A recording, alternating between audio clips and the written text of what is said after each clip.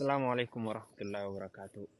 وائد dubartii dheengadda baaleetti tumamsan irratti yaada gabaabaa wayii qaba.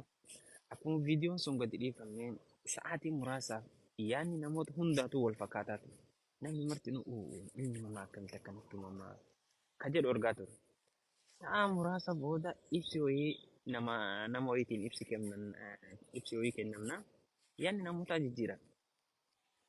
Kana jechuun fedhiin ilma namaa kuni gocha san irratti osoo hin ta'in yaadni namootaa kun jechuun fedhii ofii irratti ilaalcha ofii irratti hundaa'eeti na fakkaata. Jalan ilmi namaa kamiyyuu akka namaatti namummaa isaa qofaaf kabajamuu qaba. Hattuu taate nama ajjeeftee waan feete haa taatu. Hattuun waan sirriitii jechuu kiyyaama. Nama yakka gurguddaa hojjeteyyuu mootummaan akka itti gaafatuuf nama ajjeeseyyuu kan murtiin du'aa yookiin waan gurguddaa hojjetee murtiin du'aa itti murtaa'eyyuu mootummaan akka itti adabu qabu seeraan osoo mirgi namummaa isaa hin tuqamin kan murtiin du'aa itti murtaa'e akka itti adabamuuf jira.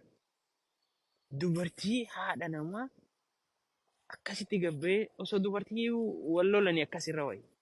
Ilmi dhiiraa yeroo haadha nama haadhan qabu haadhuma ofii yaadatu waan biraa yoo dhabe